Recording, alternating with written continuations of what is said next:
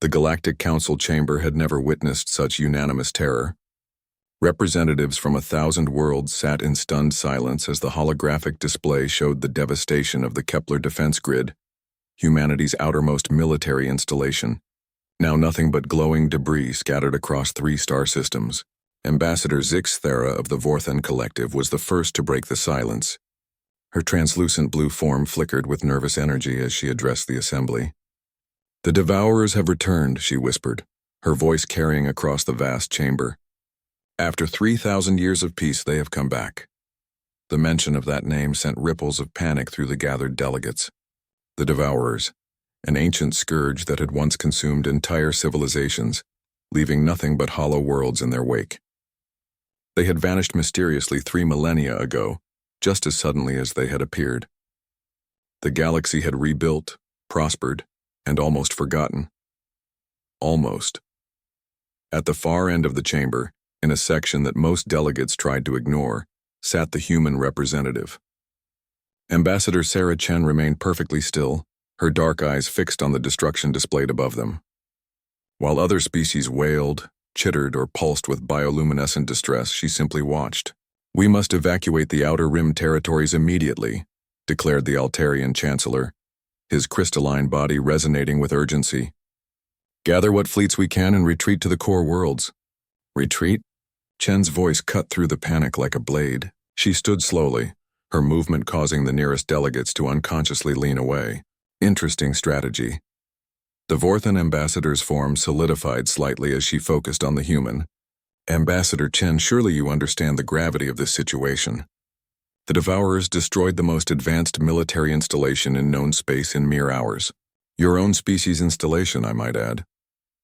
Chen smiled, an expression that caused several nearby delegates to shudder involuntarily. Humans were the youngest species in the Galactic Council, having joined only 800 years ago. They were also the most unsettling. While other species had evolved beyond violence, humans seemed to carry an ancient hunger for conflict in their very DNA. "Oh, I understand perfectly," Chen replied, walking toward the central display. "The Kepler grid wasn't destroyed in hours. It was destroyed in exactly 43 minutes and 17 seconds. Very precise timing. How can you be so calm?" The Altarian Chancellor's voice cracked with harmonics of disbelief. "Your entire defense network was bait." Chen's smile widened, showing too many teeth. "You see, we never forgot about the Devourers. While the rest of you celebrated 3 millennia of peace, humans have spent every single day preparing for their return." The chamber fell silent, except for the soft hum of life support systems. Chen gestured to the hologram and it shifted to show new data streams. The Kepler grid wasn't just a defense installation. It was the most sophisticated sensor array ever constructed, disguised as a military base. For 800 years it's been scanning deep space, analyzing quantum signatures, mapping dimensional distortions. She paused, letting that sink in. 3 months ago, we detected the first signs of their approach. Subtle dimensional ripples that would have been invisible to anyone else. We've been tracking them ever since, learning their new capabilities, their numbers, their intentions. The Vorthan ambassador's form flickered rapidly, a sign of extreme agitation. You knew they were coming? And you said nothing?" "We said nothing because we needed to see how they would attack. The Kepler grid's destruction gave us that data. Every shot they fired, every ship movement, every tactical decision, all recorded and transmitted before the grid fell." Chen walked back to her seat but remained standing. "The Devourers are different now, stronger, faster. They've spent 3,000 years evolving just as we suspected they would. But they made one crucial mistake." "Which is?" The Chancellor's voice was barely a whisper. "They assumed we'd be the same species they left behind." The hologram shifted again, now showing massive structures hidden throughout human space. Not just defensive installations, but something far more ambitious. Weapons platforms that dwarfed entire fleets, manufacturing complexes that stretched across asteroid belts, ship designs that incorporated technologies the Council had never seen. "While you celebrated peace," Chen continued, "we never stopped being human. We never stopped preparing for war. We've spent 8 centuries studying every species, every technology, every potential threat.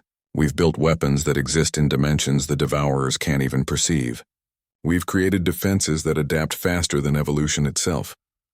The gathered delegates stared in horrified fascination as the true scope of human preparation became clear.